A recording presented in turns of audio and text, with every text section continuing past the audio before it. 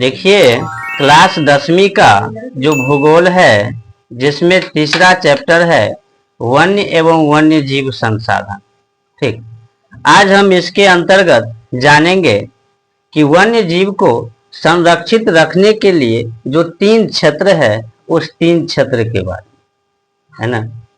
यानी कि वन में जो रहने वाले जीव है वो सुरक्षित कैसे रह सके, कहाँ कहाँ रहते हैं, ये इन 3 क्षेत्र में रहते हैं, है ना। चलिए इसके बारे में हम विस्तार पूर्वक जानते हैं कि क्या होता है। सबसे पहले राष्ट्रीय उद्यान होता है ना। एक ऐसा क्षेत्र होता है जहाँ पे जीव सुरक्षित रहता है ना।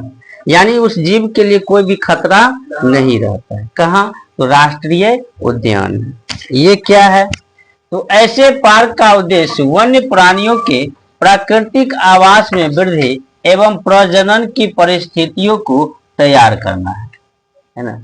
इस पार्क में, राष्ट्रीय उद्यान में क्या होता है कि वन्य जो जीव है, ठीक, वन्य जीव को प्राकृतिक आवास में वृद्धि, वन्य जीव जहां रहते हैं उसके आवास में वृद्धि करते, और साथ साथ प्रजनन की जो परिस्थिति होता है उस परिस्थिति को भी तैयार करते हैं, है ना। किसमें? राष्ट्रीय उद्यान में। ठीक है। उसके आगे कहता है इसमें कृषि, पशु चारण, निर्माण कार्य वर्जित होता है। इस राष्ट्रीय उद्यान में, है ना, इस राष्ट्रीय उद्यान में हम कृषि जो है नहीं कर सकते, पशु चारण भी हम नहीं कर सकते, है ना। ये सब वर्जित होता है ना।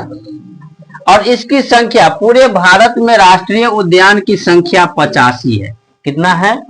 85। ठीक, यह थे राष्ट्रीय उद्यान। चलिए दूसरा जानते हैं। दूसरा होता है विहार क्षेत्र या अभ्यारण्य, है ना। नहीं, ऐसे ही होगा। ठीक, विहार या अभ्यारण्य, है ना।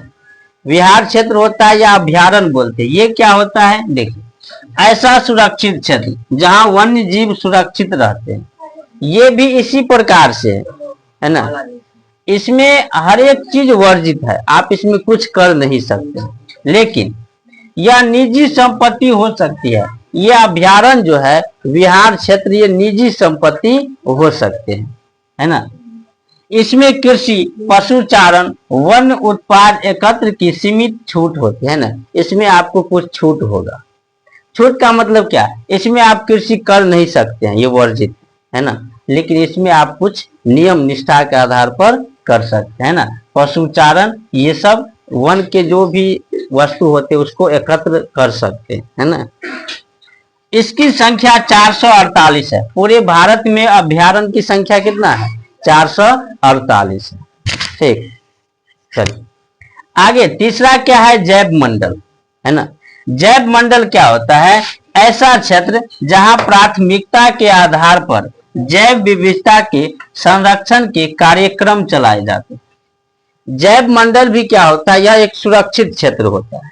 ठीक, और सुरक्षित क्षेत्र जहां पे प्राथमिकता के आधार पर, है ना, जैव विविधता के संरक्षण के कार्यक्रम चलाए जाते हैं। जैव जीव को कैसे हम संरक्षित कर सकते हैं, ऐसा कार्यक्रम चलाया जाएगा जैव मंडल में। ठीक, इसमें आनुवांशिकी की विविधता के रूप में संरक्षित कार्यक्रम चलाया जाता है। आनुवांशिकी, ठीक, उसके कार्यक्रम को जो है चलाया जाता है। और पूरे भारत में इसकी संख्या 14 है ना। जैव मंडल की संख्या 14 है। तो यह थे वन्य जीव के जो संरक्षित वाले क्षेत्र होते हैं, वह 3 क्षेत्र। ठीक।